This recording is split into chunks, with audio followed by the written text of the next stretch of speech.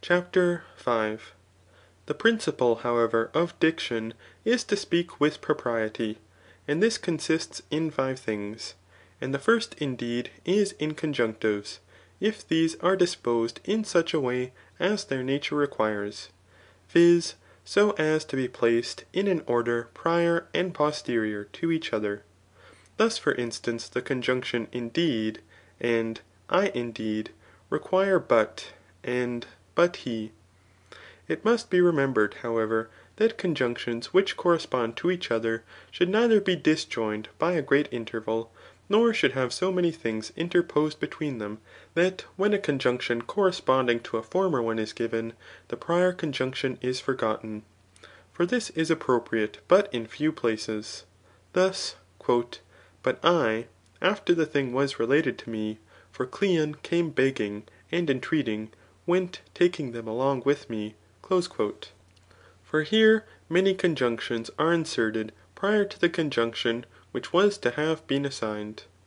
But if there is a great interval between but I and I went, the sentence becomes obscure.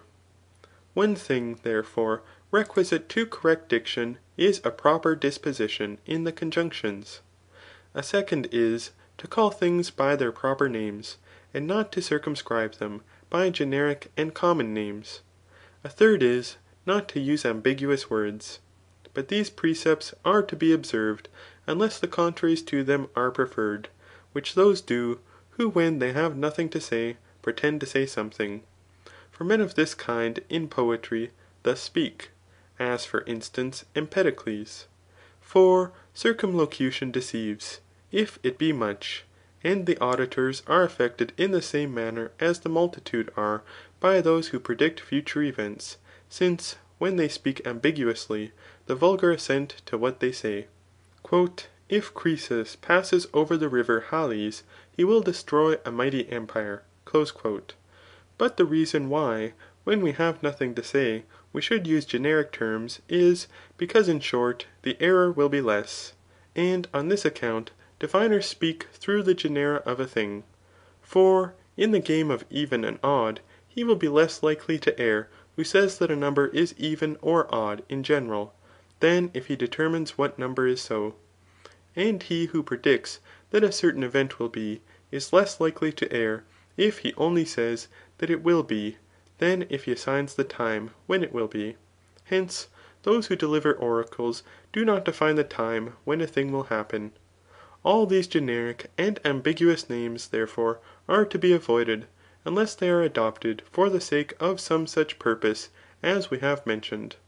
A fourth thing requisite to correct diction is, as Protagoras divided the genera of nouns into masculine, feminine, and instruments, or neuter, to employ these rightly, as, She coming and discoursing departed. A fifth requisite is to denominate rightly in many and few things, and in one thing, as, But they coming struck me.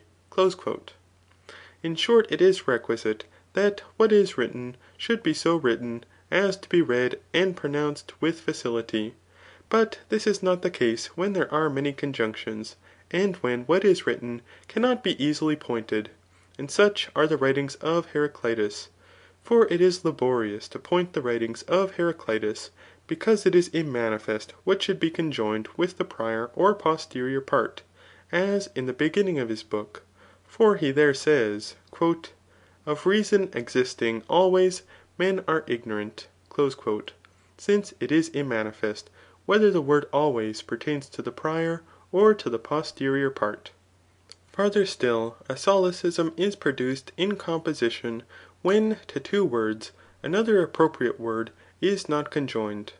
Thus to noise and colour, seeing is not a common, i.e. is not an appropriate word, but sensible perception is common.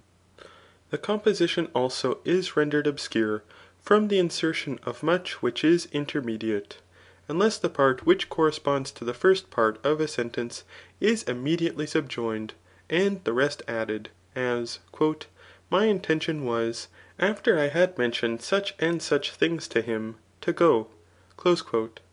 But this obscurity would be avoided by saying, my intention was, after I had spoken to him, to go ;" and then to add, " having mentioned to him such and such things."